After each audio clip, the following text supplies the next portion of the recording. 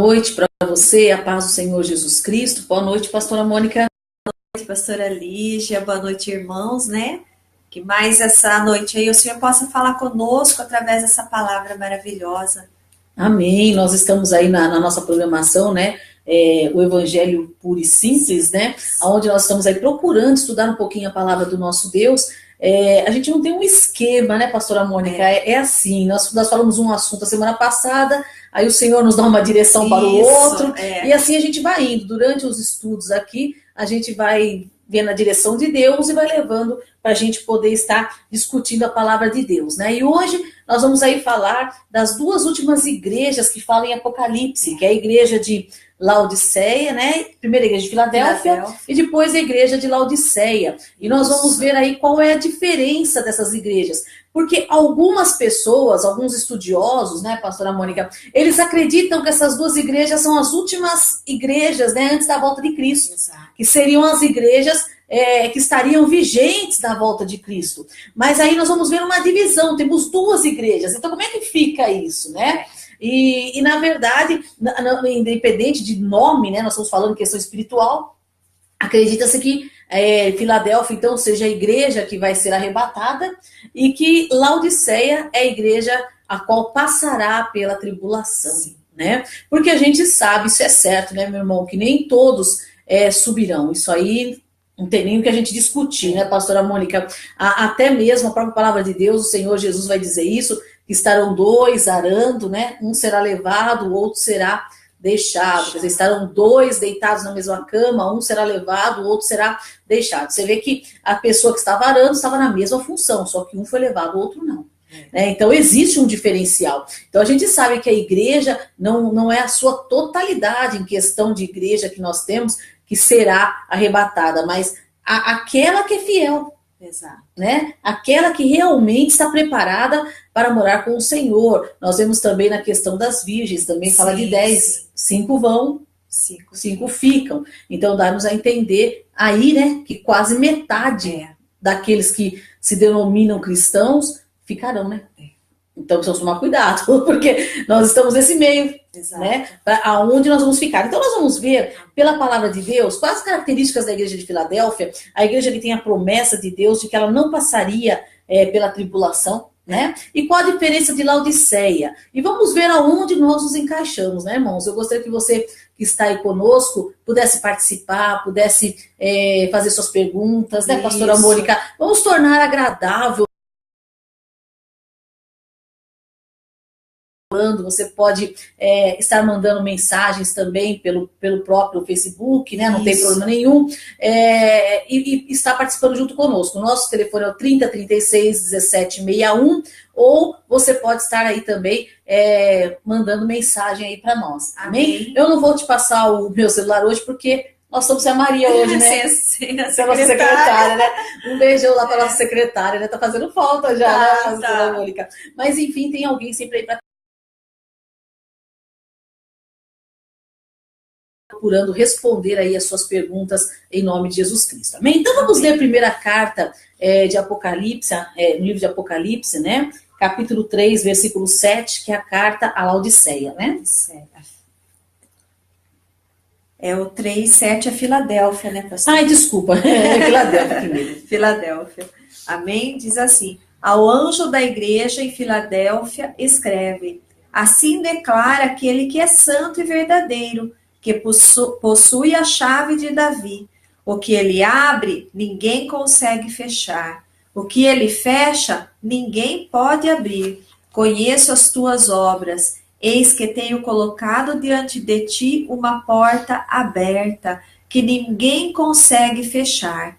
Tens pouca força, mas obedece a minha palavra, e não negaste o meu nome. Farei os da sinagoga de Satanás aos que se dizem judeus e não são, mas mentem. Sim, farei que venham adorar prostrado aos teus pés, e saiba que eu te amo, porque deste atenção à minha exortação, quando suportar os sofrimentos com paciência.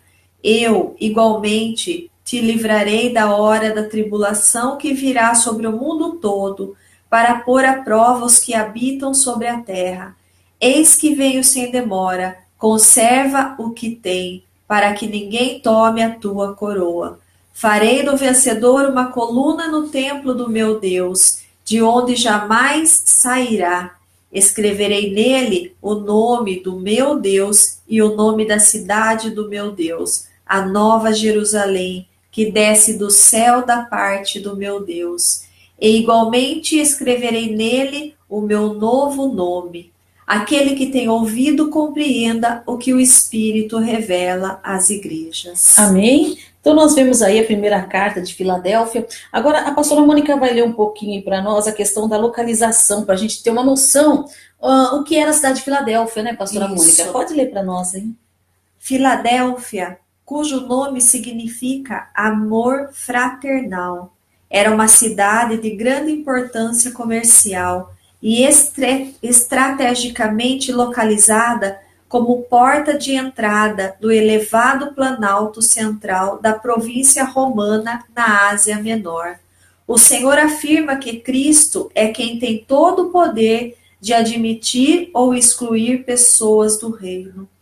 Os judeus acreditavam que apenas Israel tinha o privilégio de ingressar no reino de Deus. O poder das chaves é autoridade exclusiva outorgada a Jesus Cristo, o Messias davídico. Amém. Então nós vemos aí a localização, praticamente, só para a gente ter uma noção da cidade de Filadélfia, como era a cidade de Filadélfia, né, pastora Mônica, onde ela estava localizada, e que ela era uma cidade importante. Ela tinha uma posição estratégica, sim, né? Sim. Inclusive dizem que ela também era a porta ali, né? As pessoas passavam muito, ela era uma passagem também, né? Então ela servia como uma porta também para as pessoas circularem, né? E aí então você vê que aí o Senhor vai usar algumas características da própria cidade também. Sim. Né? Em todas as cartas o Senhor usa um pouquinho da característica da própria cidade para revelar coisas espirituais, né? Deus sempre faz isso, né? Usa coisas naturais, físicas, para revelar coisas espirituais. O primeiro versículo que nós lemos, a gente vai perceber que essa carta é endereçada ao anjo da igreja. Né? O que é o anjo da igreja? Seria aquele que estava liderando a igreja. A gente vê que hoje em dia, muitas vezes as pessoas, elas com essa questão de ter um líder, de ter um pastor, tem gente que é averso a isso, né, pastora Mônica? Fala, eu não preciso de um líder, eu preciso de Deus, né? E a gente lê aqui, a gente percebe que o Senhor, ele respeita essa hierarquia.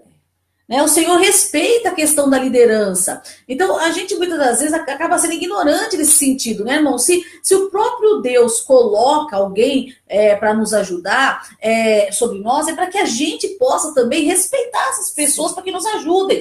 E você vê que aqui o Senhor coloca e manda essa carta para o anjo, porque ele era responsável por aquele rebanho. Né? Embora o erro não era dele. Né? No caso de Filadélfia não tinha erro, né? Mas o erro, por exemplo, quando ele manda para Laodiceia, não era só do líder, era de toda a igreja. Mas o Senhor, então, manda essa carta ali para o líder, né? É o anjo que está na igreja, então, aí, não é um anjo, questão espiritual de anjo mesmo, mas é uma pessoa, um mensageiro, né? Aquele que é santo e verdadeiro. Aqui o Senhor vai demonstrar quem é ele, quem é que está mandando essa carta. Aquele que é santo e verdadeiro. Aí ele vai falar que possui a chave de Davi, né? O que ele abre, ninguém consegue fechar. E o que ele fecha, ninguém pode abrir. Né? Então, usando até a questão da própria Filadélfia ser um local de uma porta, né, ali. Então, o Senhor fala, olha, eu tenho a chave. Sim. Né? Logicamente que essa chave que o Senhor está dizendo é questão espiritual, né, pastora Mônica? Aquilo que ele abre, ninguém fecha. E aquilo que ele fecha, ninguém abre. Até muitas das vezes a gente costuma falar isso com os irmãos da igreja. Nós, como cristãos, temos uma mania muito estranha de toda porta que se fecha, a gente acha que é o diabo. O diabo fechou a porta, o diabo fez isso, o diabo fez aquilo. Mas a própria palavra de Deus vai nos mostrar que o próprio Deus pode fechar portas também. Sim. Não é, pastora Mônica?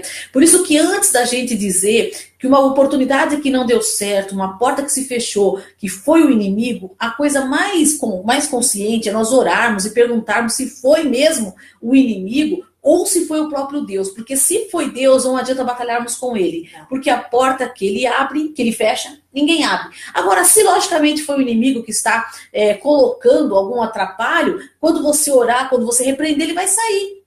Não é? Para que não aconteça de nós estarmos batalhando contra Deus. Sim.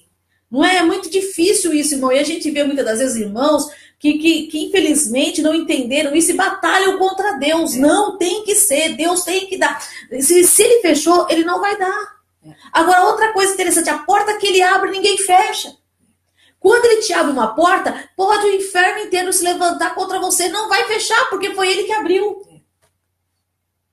Então a gente tem que confiar em Deus, né, pastora Mônica? E aí no versículo 8 diz o quê, pastora? Pode ler. Conheço as tuas obras, eis que tenho colocado diante de ti uma porta aberta, que ninguém consegue fechar. Tens pouca força, mas obedeces a minha palavra, e não negastes o meu nome.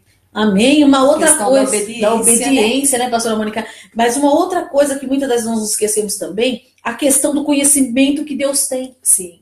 Né? Deus conhece as nossas obras. Deus conhece o que nós fazemos. Sim. Mais do que isso, Deus conhece a intenção com a qual nós fazemos. Né? Às vezes a gente vive, né, não tão alheio a isso, achando que Deus não está vendo nada, mas Deus conhece o nosso interior. Quando nós fazemos a obra de Deus, qual é a motivação que nos leva a fazer? Quando nós fazemos uma visita, quando nós oramos por alguém, qual é a motivação que nós temos para isso? Sim. Né, pastora Mônica? Você faz evangelismo, por exemplo, de domingo de manhã na praça. Qual é a motivação que te leva a isso? Por que você vai lá? Deus conhece, Deus sabe o que te leva a fazer as coisas. Deus conhece as suas obras. Deus sabe o que você faz, que os outros também veem. Mas Deus conhece a intenção pela qual você faz. Então, o conhecimento, a onisciência de Deus aí, né, pastora? É muito profundo. Então, a gente não consegue esconder nada de Deus. Esse é o problema. Às vezes a gente você vai muitas das vezes trabalhar para o Senhor, você trabalha para o Senhor, mas você vai fazer de má vontade. Para os outros até parece que você está animado, que você está gostando, que está fazendo, mas é de você não quer, você não gosta. Deus conhece. Deus sabe. E aí Deus não aceita. Esse é o problema, né? Aí como ele conhecia as obras dessa igreja? E sabia que essa igreja, ela era uma igreja que estava obedecendo, era uma igreja que estava vivendo o amor, porque inclusive Filadélfia significa amor fraternal. Era uma igreja que estava se esforçando para caminhar com o Senhor, independente das dificuldades que eles tinham muitas. Sim. Né? E pelo que nós percebemos, ela não era uma igreja muito grande, porque ele fala, tens pouca força. Não é, pastora Mônica? Mas eles não desanimavam. Eles permaneciam andando com o Senhor. E ele dizia o seguinte, o Senhor pega e põe uma promessa diante dessa igreja. Pus uma porta aberta diante de ti, que ninguém poderá fechar. Né? Espiritualmente falando, o Senhor diz, olha, eu coloquei uma porta diante de você, Filadélfia, e ninguém vai conseguir fechar.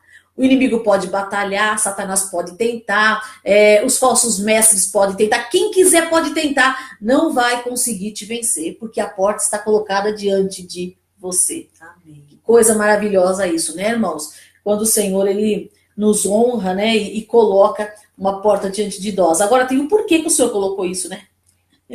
Tem uma perguntinha ali, pastor, Vale. do Kaique, né? Ele está perguntando, a porta que Deus abre, ele pode fechar? Ele pode, né? Se ele quiser, Se ele abre, ele fecha, né? Se ele quiser, pode. né? Pode. Ele diz ali que a porta que Deus abre, ninguém pode fechar, mas se ninguém não inclui Deus, porque foi ele que abriu. Ele pode. Tá? Vamos lá. Ele fala assim, ninguém consegue fechar. Tens pouca força, né? Mesmo com pouca força, sabe o que eles faziam, pastora Mônica? Obedeciam a palavra. Minha palavra. Eles obedeciam a palavra do Senhor. Irmãos, a questão da obediência à palavra do Senhor faz toda a diferença na nossa vida. Não é? Com certeza. Agora, o que é obedecer a palavra do Senhor? Tem gente que acha que obedecer a palavra do Senhor é no culto de domingo. Não. É muito além disso tudo, irmão.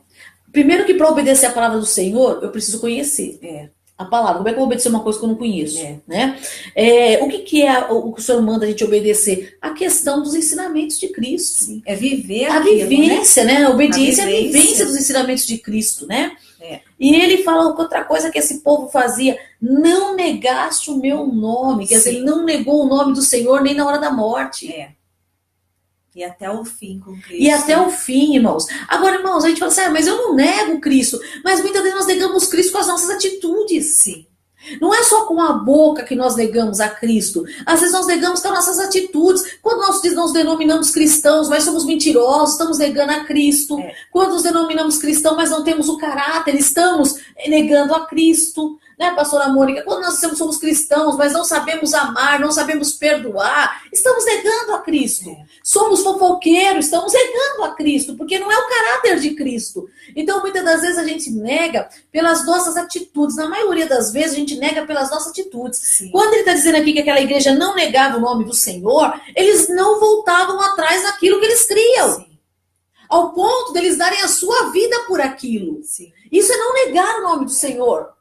Não era um mau exemplo, né, pastora? Eles viviam o que eles falavam. Exatamente. Aí o Senhor vai dizer aqui no versículo 9, pastora: farei-os da sinagoga de Satanás aos que se dizem judeus e não são, mas mentem. Sim, farei que venham adorar prostrado aos teus pés e saibam que eu te amo. Você vê que coisa? Ele diz assim, ó, os da sinagoga de Satanás, aqueles que se diziam ser judeus, quer dizer, aqueles que se passavam por um povo de Deus. Né? Que era um povo temente a Deus, que era um povo que guardava as leis de Deus, que guardava os mandamentos, né? Mas só passavam, não eram. Sabe que tem muita gente assim hoje em dia, pastora Mônica? Com certeza, né, pastora? Muita gente que se diz, mas não é, irmão? Tá cheio, meu querido. Muita gente que se diz temente a Deus, mas na hora que precisa mostrar que ele não é.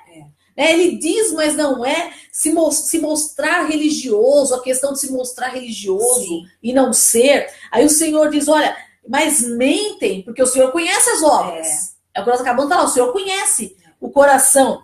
Farei com que, sim, farei que venham adorar prostrado aos teus pés e saibam que eu te amo. Você veja que o próprio Deus vai dizer assim, olha, eles vão se prostrar diante de vocês. Eu vou desmascarar eles. Sim. E eles vão prostrar diante de vocês. Eles vão ver que eu amo vocês. Pelo que vocês são, pelo que vocês demonstram. Pelo que vocês vivem. Né, pastora Mônica? Depois, versículo 10. O que diz? Porque destes atenção à minha exortação, quando a suportar os sofrimentos com paciência. Eu igualmente te livrarei da hora da tribulação, que virá sobre todo o mundo, para pôr à prova os que habitam sobre a terra. Amém? O que o Senhor estava elogiando eles aqui? Que eles deram atenção à exortação. E qual era a exortação? Suportar o sofrimento. Né? Será que hoje em dia nós temos recebido essas exortações também, pastor? Mas será que nós temos dado atenção? Suportado, né?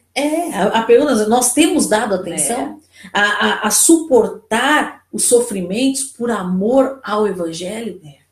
Tá? Então aqui o Senhor estava dizendo, olha, suportou os sofrimentos e ainda com paciência, não foi murmurando, não foi reclamando, foi com paciência.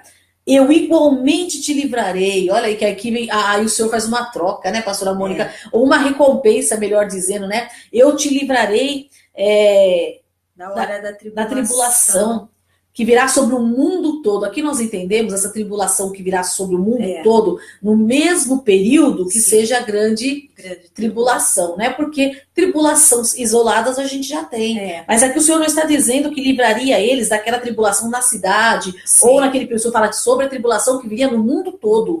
Né? Entre todas as nações estariam em tribulação. Para pôr à prova os que habitam sobre a terra, né? A tribulação é o dia também chamado dia da vingança do nosso Deus, né, pastora Mônica, onde realmente aqueles que forem passar por ela serão colocados à prova. Né? E nós vamos ver aqui que então, aí o Senhor vai logo em seguida, ele vai dizer, eis que venho sem demora. Sabe, irmãos, nós temos falado muito sobre isso, e eu acho que não só nós, mas a gente tem ouvido muitos também falado, Cristo está voltando, Cristo está às portas, né? Ele vem sem demora. Conserva o que tens. Você guarda o que você tem, para que ninguém tome a tua coroa. Aí você percebe que nós perder a nossa salvação, a nossa coroa. Né? Aquela teoria que se diz, ou aquele pensamento que se tem, que uma vez salvo, sempre salvo, é perigoso. Porque aqui o Senhor está dizendo que nós devemos o quê? Guardar o que nós temos, para que ninguém tome a nossa coroa. Quer dizer que há possibilidade das pessoas tirarem, né, pastora Mônica? E nós perdermos aí a nossa salvação, tá? E aí nós vamos ver aqui o versículo 12, o que ele vai dizer aí? Farei do vencedor uma coluna no templo do meu Deus, de onde jamais sairá. Escreverei nele o nome do meu Deus e o nome da cidade do meu Deus, a Nova Jerusalém, que desce do céu da parte do meu Deus. E igualmente escreverei nele o meu novo nome. Amém. Aí você vê que existe vencedor, né? Amém. Ao vencedor, uma coluna no templo do meu Deus, quer dizer, algo firme, algo sólido, né? De onde jamais sairá. Outra coisa ali, escreverei nele o nome do meu Deus. Olha a questão da intimidade, né, pastora Mônica, com Deus e conosco, né?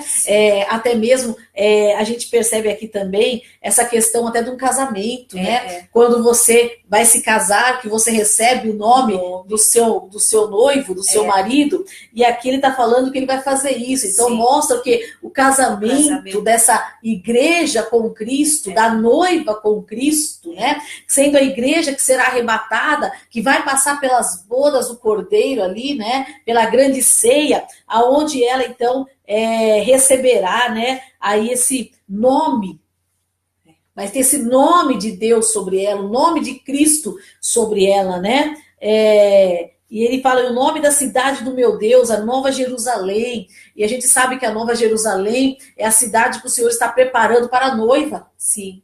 É o presente, né, pastora Mônica? Então ele associa tudo aqui. A questão do nome da Nova Jerusalém, né?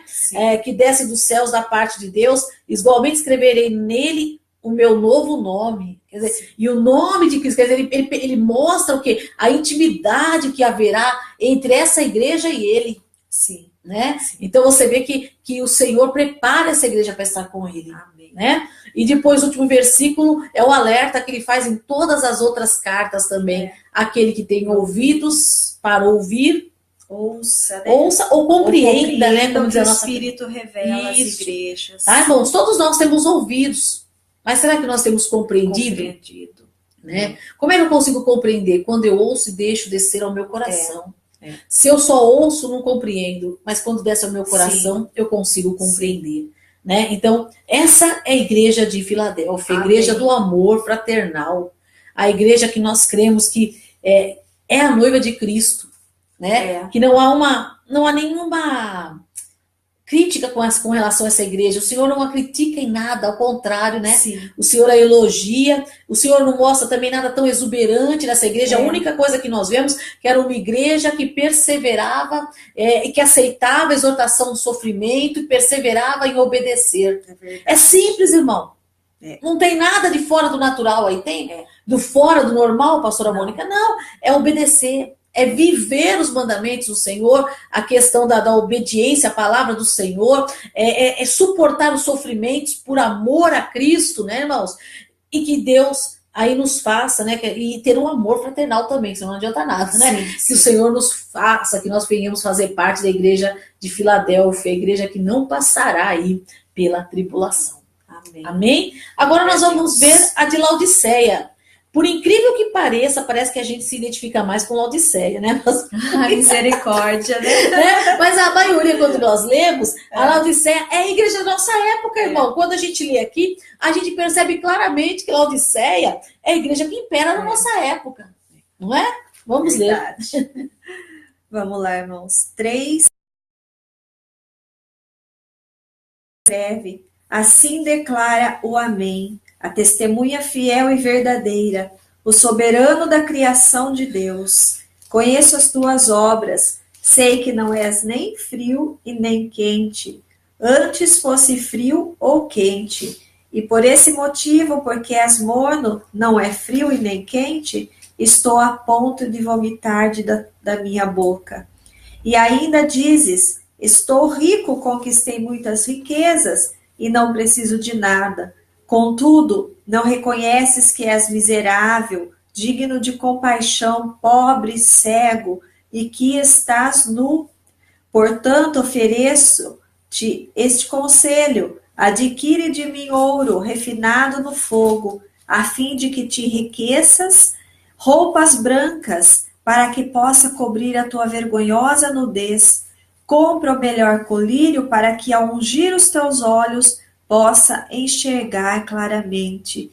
Eu repreendo e corrijo a todos quanto amo, pois se pois diligente e arrepender-te, eis que estou à porta e bato.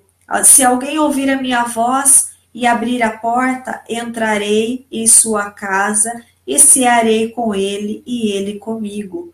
Ao vencedor eu lhe considerei que assente comigo ao meu trono, assim como eu venci e assentei com meu Pai eterno. Aquele que tem ouvido, compreenda o que o Espírito revela às igrejas. Amém. Tá aí a igreja de Laodiceia, e nós vemos que aí Laodiceia era uma cidade, né, mais rica da região da Frígia. Sim. Né, pastora Mônica? Sim. Era cidade rica, riquíssima Laodiceia, né, na época do Império Romano, e ficava próxima à atual, vê se você lê aí, porque eu já não enxergo mais. Era conhecida em todo o mundo antigo, né? Ela ficava próxima à atual Denise. E era conhecida em todo o mundo antigo por seus estabelecimentos bancários, escola de medicina e indústria têxtil. Contudo, a cidade sofria com sério problema de abastecimento de água potável, né? A expressão soberano significa literalmente no original grego, o primeiro no tempo, origem ou princípio de tudo. Não precisa até aí. Só para a gente localizar onde estava a cidade de Laodiceia, né? Então nós vamos ver que Laodiceia, ela era um centro comercial. Sim. Né? Ela tinha um banco, né, pastora Mônica, era uma cidade riquíssima. E ela tinha também uma faculdade ali de medicina, a qual ela desenvolveu um colírio na época. Sim. Né? E você pode ver que o Senhor vai falar justamente disso. Então ela era uma igreja que ela estava apegada à sua posição social. Sim. Né? Por ser rica, por ser uma cidade que tinha o seu comércio, os outros dependiam dela, tinha a sua faculdade de medicina, ela se achava uma cidade importante. Né? Inclusive diz que as águas que vinham, né, para Laodiceia, que vinham de outras cidades, que desciam Laodiceia, chegavam em Laodiceia morna. Que é o que o Senhor vai dizer também ali das águas, né? Então era uma cidade onde ela estava firmada na sua posição social. Sim. E, infelizmente, o que nos dá a entender é que a igreja de Laodiceia caiu no mesmo engano. A igreja ela pode estar bem localizada em lugares nobres, em lugares onde as pessoas são economicamente ricas, né, irmãos? Mas nós não podemos, de forma nenhuma, agir como as pessoas agem. Nós somos um povo diferente. A igreja é um povo diferente. E nós vamos ver aqui, então, que a igreja de Laodiceia, da mesma maneira que o Senhor fala com a igreja de Filadélfia, ele começa com Laodiceia também, ao anjo da igreja, ao líder da igreja, né? Assim declara o amém, quer dizer, assim declara o assim seja. Né? A testemunha fiel e verdadeira, o soberano da criação de Deus. Quer dizer, você vê que ele já mostra quem ele é. Não é qualquer um, não. Quem está falando com vocês aqui não é o Zé Mané da esquina, não. Sou eu, o Deus, o dono desse negócio aqui. Né? E aí ele vai dizer para eles, olha, conheço as tuas obras. Para Filadélfia, o fato do Senhor conhecer as obras dela foi uma bênção. Para Laodiceia foi uma desgraça. Né? Mas o Senhor conhecia as obras dele. E baseado nas obras de Laodiceia, o Senhor faz a declaração dele. Sei que não és frio nem quente.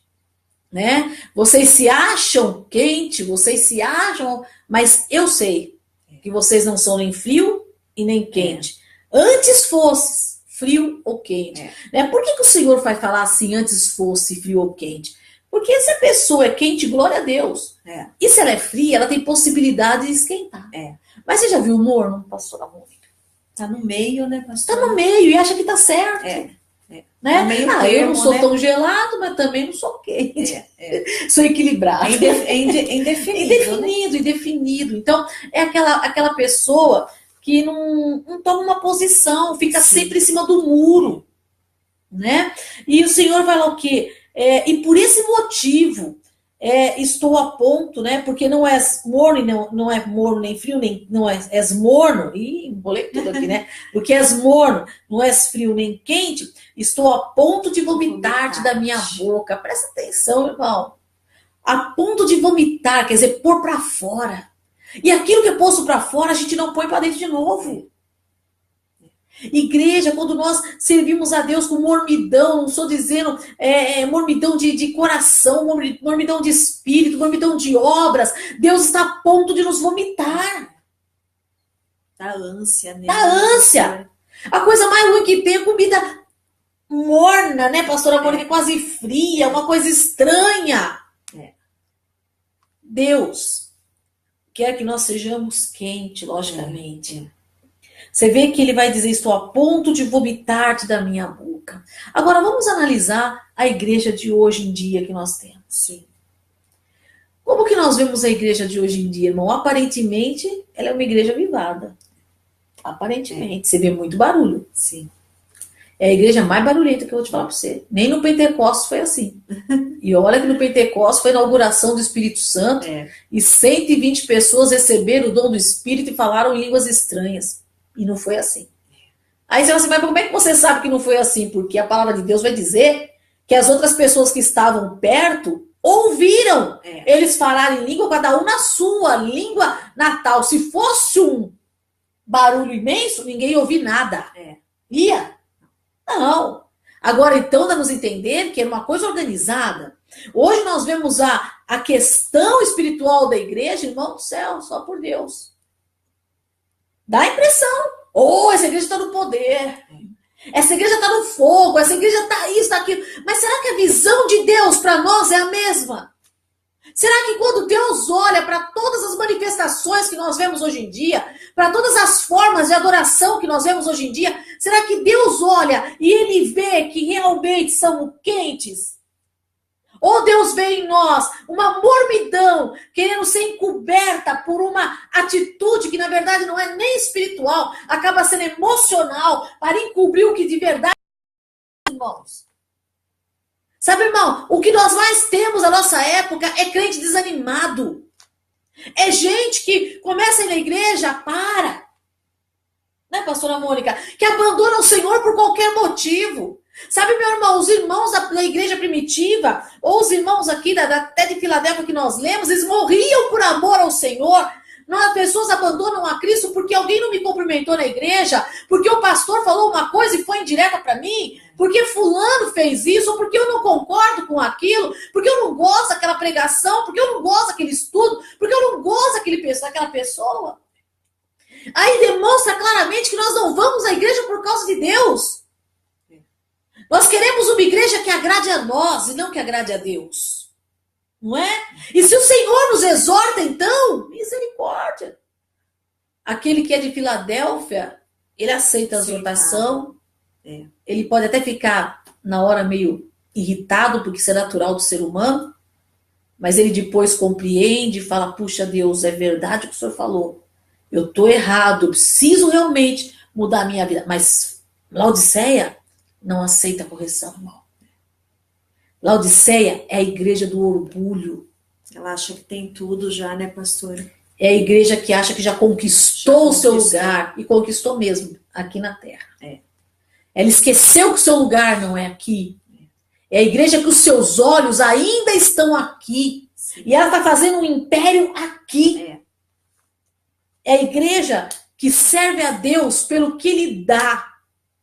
E não pelo que Ele é. A igreja que busca a Deus pelos milagres, pelas maravilhas, mas não pelo sofrimento da cruz. Sim. É a igreja que não suporta mais a sã doutrina, que não suporta a pregação onde a cruz de Cristo é o centro, mas aonde o homem tem que ser exaltado, o homem tem que ser elevado. E Cristo passa de ser o Criador para ser o servidor nosso. Sim.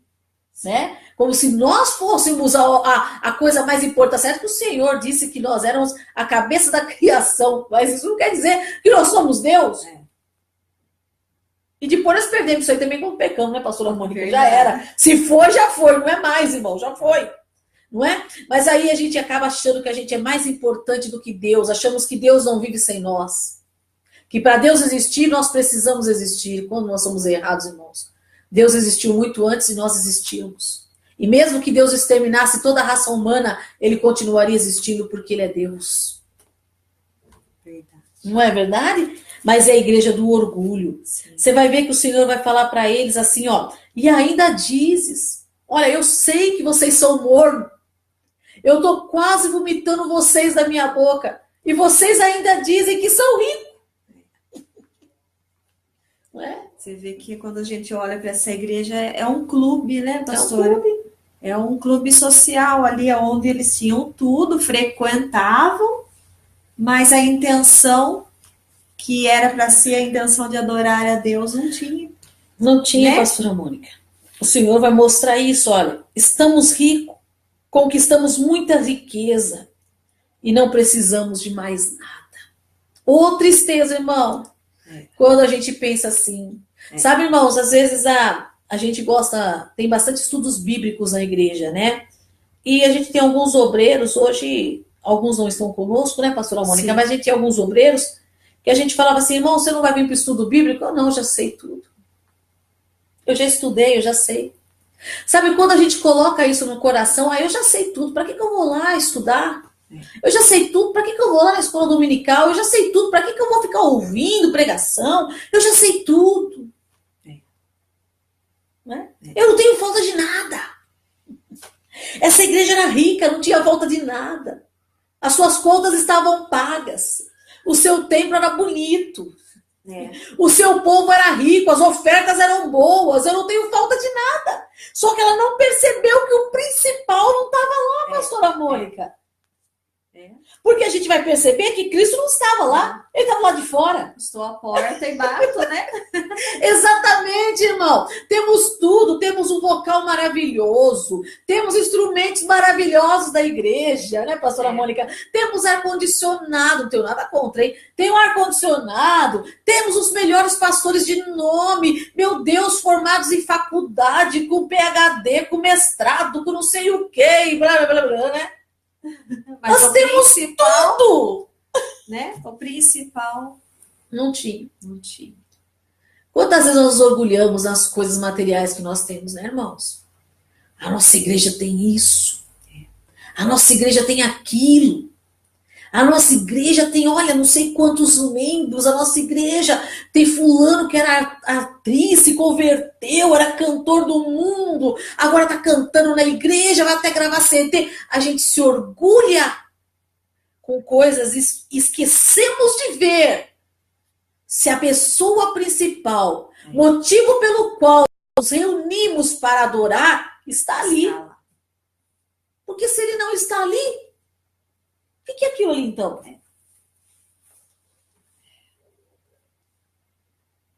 Aí o Senhor vai dizer, e não preciso de mais nada. Aí o Senhor vai dizer para eles, a visão de Deus para eles, né? Contudo não reconheces, presta atenção, hein? A palavra é dura, hein? Que és o quê? Miserável, digno de compaixão, pobre, e que cego e que está nu. Olha a situação espiritual, né, Situação pastora, que espiritual, Jesus pastora. via, né? Exatamente. Eles não reconheciam que eles eram miseráveis, quer dizer, eles estavam sem a graça.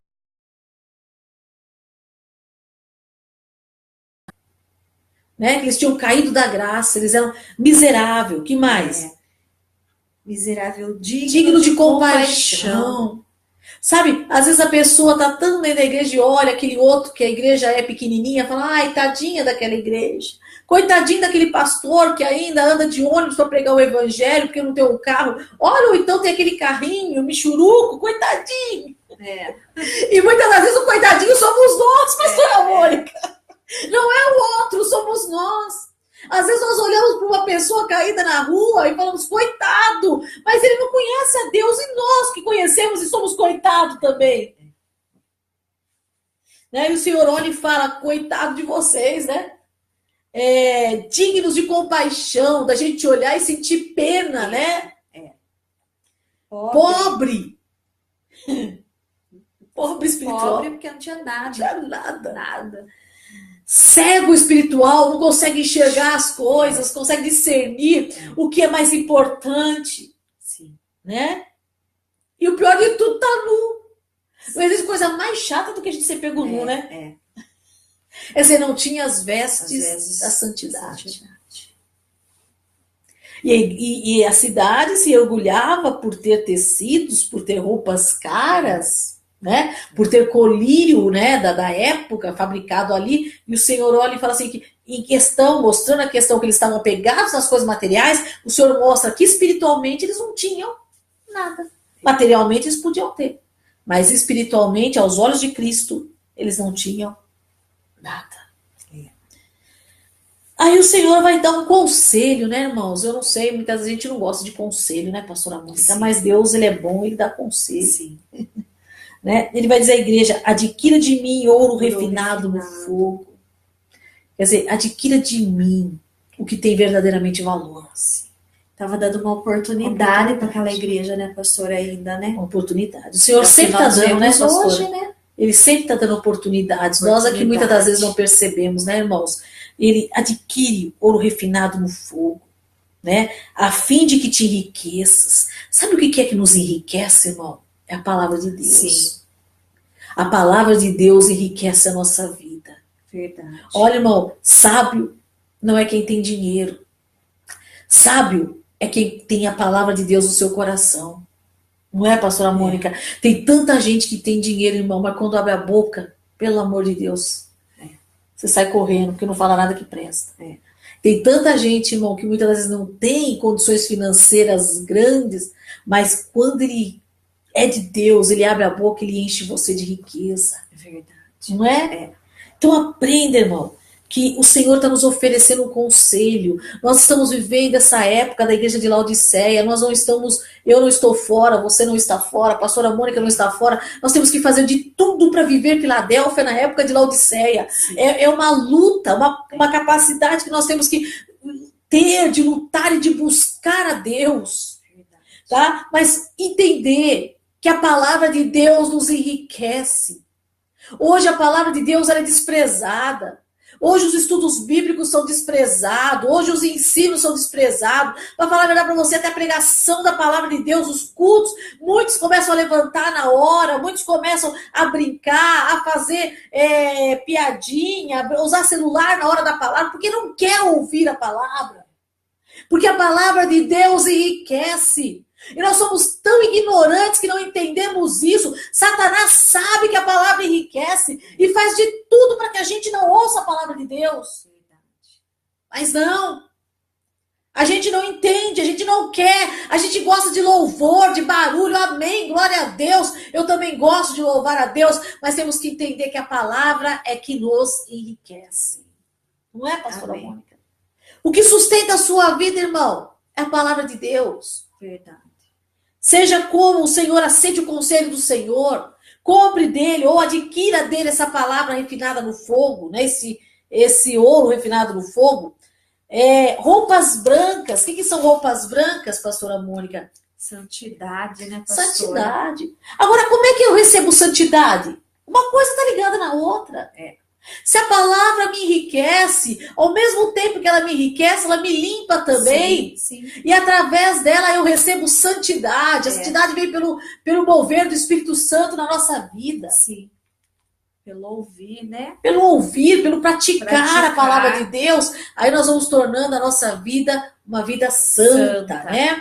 E ele fala assim, ó, para cobrir a tua vergonhosa nudez. Ele não está falando nudez física, tá, irmão? Porque Deus nos vê nu, fisicamente falando. Ele está falando da nossa nudez espiritual, do nosso pecado. Né? E compre, né, o melhor colírio para ungir os teus olhos, para que possas enxergar claramente. O que ele está dizendo?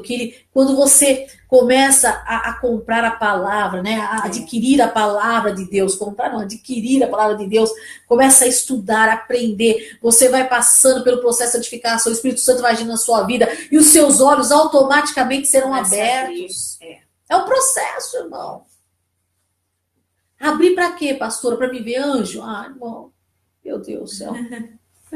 Para que nós precisamos abrir os nossos olhos, pastora Mônica? Para enxergar a verdade, né, pastora, que é Cristo. Porque quando a gente está cego, a gente não enxerga o reino, as coisas espirituais, né? Nós estamos, desculpa, te cortei, estamos envolvidos num monte de falsas doutrinas.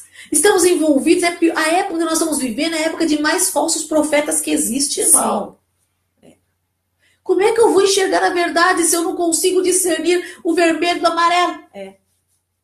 Todo mundo que diz Senhor para mim é santo. Como é que eu vou discernir a verdade? Como é que eu vou, quando o Senhor fala para os nossos olhos, é para a gente discernir os tempos, discernir o que estamos vivendo, discernir os acontecimentos, discernir as atuações até do diabo também. Não é, pastora Mônica? Discernir as estratégias. Irmão, nós precisamos ter os nossos olhos abertos. Ser sóbrios e vigiar, como diz lá em Pedro. Né? Nós estamos vivendo tempos difíceis, irmão. Só não enxerga isso quem não quer. Não adianta a gente fechar os nossos olhos, irmão, e dizer que tá mil maravilhas. Dizer, não, a noiva de Cristo está perfeita. Irmão, não adianta a gente querer mentir para nós mesmos. Quando nós olhamos para a nossa própria vida, nós vamos perceber que em nós está faltando as coisas, pastora. Não tá? Pastor não é perfeito? Não é perfeito, não, irmão. Tá faltando coisas em nós. A gente precisa ter os olhos abertos, irmãos. Abrir os nossos olhos para que nós possamos ver. Aí o Senhor ele vai dizer outra coisa aqui, ó. Eu repreendo, corrijo a quem amo. Crente que não gosta de correção do Senhor. Mas se Deus está te corrigindo, se Deus está chamando a tua atenção, se hoje você está ouvindo aí, você pode até ficar bravo, você, essas mulheres pensam que é dona da verdade. Não somos, não. Não sou dona de verdade nenhuma, porque eu também tenho que viver a mesma verdade. Estamos lendo o que a palavra de Deus diz. Faz o que diz aqui, ó. Deus repreende e corrige a quem Ele ama. Em Hebreus também vai dizer isso, capítulo 12. Que a correção, no momento que nós recebemos, ela não é uma alegria, ao contrário, ela causa até uma tristeza, mas depois ela produz um fruto. É assim, irmão. Quando Deus me corrige, eu sinto tristeza. Eu me envergonho.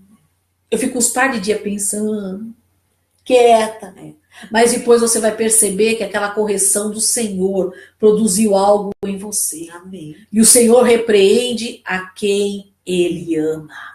Se Ele está te chamando a atenção, é porque Ele te ama. Eu repreendo e corrijo a todos quanto amo. Aí Ele dá outro conselho. Ser, pois, diligente. E faz o quê? Arrepende-te. Tem que arrepender, né?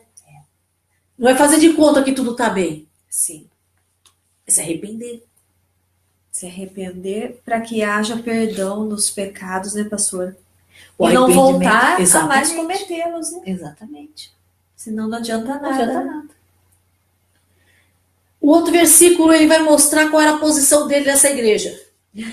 Vai, pastor, o que diz aí? Eis que estou à porta e bato. Se alguém ouvir a minha voz e abrir a porta, entrarei em sua casa e cearei com ele e ele comigo. Legal, né? Onde o senhor estava? Lá de fora. Pedindo para que alguém... Se ele estava do lado de fora, quem estava sendo adorado lá dentro, hein? Então... Se Jesus está do lado de fora, quem está sendo adorado, meu querido? O silêncio é para a gente pensar mesmo, sabe, irmão? A gente que é líder, né? Que temos uma igreja, não temos uma igreja grande, a nossa igreja é pequena. A gente já tem um temor tão grande, né? Às vezes a gente percebe o estado espiritual que a igreja está, porque não é um dia igual ao outro, não somos nem hipócritas dizer que todo dia é igual. Tem dia que a gente sente uma frieza, né, pastora Mônica? E eu paro e pergunto, meu Deus, cadê o Senhor aqui? Cadê o Senhor aqui, meu Deus? Me mostra que o Senhor está aqui, porque senão eu não sei como é que vai ser, não. Cadê o Senhor? Sabe, irmãos, a gente deve ver se Cristo está ali. Porque se Cristo não estiver ali, não há motivo para nós estarmos. Sim. Muitas vezes já colocamos Cristo para fora da nossa igreja faz tempo. Ah, mas como é que a gente coloca Cristo para fora? Da mesma forma que os judeus colocaram ele para fora dos templos também. Não era, pastora Mônica? Ele não se adequa àquilo que eu quero. Não foi por isso que os judeus rejeitaram Jesus? Porque Jesus não era o que eles queriam? Não se adequou ao padrão que eles queriam? Jesus não se adequa ao que eu quero. Jesus é humilde demais, Jesus é simples demais. Os conceitos do Senhor são fáceis demais. Não é? Isso que o Senhor oferece de vida eterna, não vou pensar nisso agora, eu quero riqueza aqui. Então a gente começa a pregar uma outra doutrina que não é a doutrina de Cristo e deixamos o Senhor muitas das vezes para fora da igreja. Sim. Colocamos ele para fora da igreja. Sim.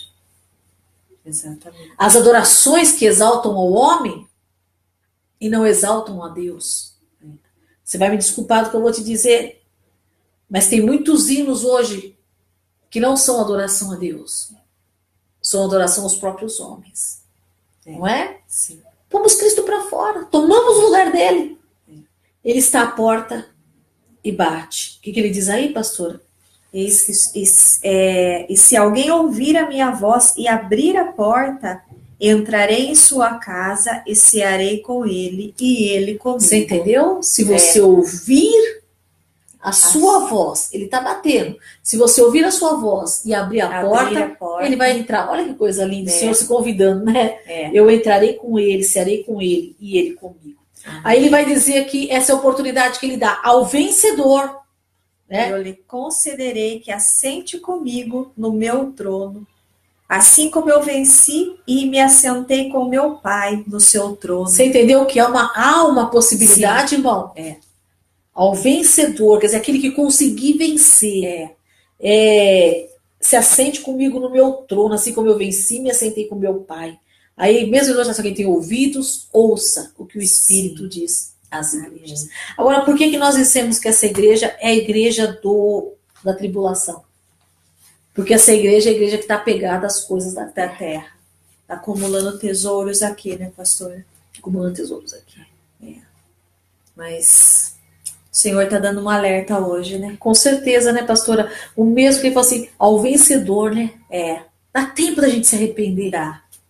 Jesus ainda não voltou. Está dando uma oportunidade. Dá tempo da gente se arrepender e voltar, sim, ao Senhor, voltar para Deus, voltar à prática da obra de Deus. Verdade. Fazer com que Ele seja o centro da nossa vida, né, irmãos? Para que a gente possa, quando Cristo voltar, que não vai demorar muito, possamos estar ali reunidos com Ele como noiva do Senhor Jesus. Sim. Amém? Amém. Bom, eu espero que os irmãos tenham entendido.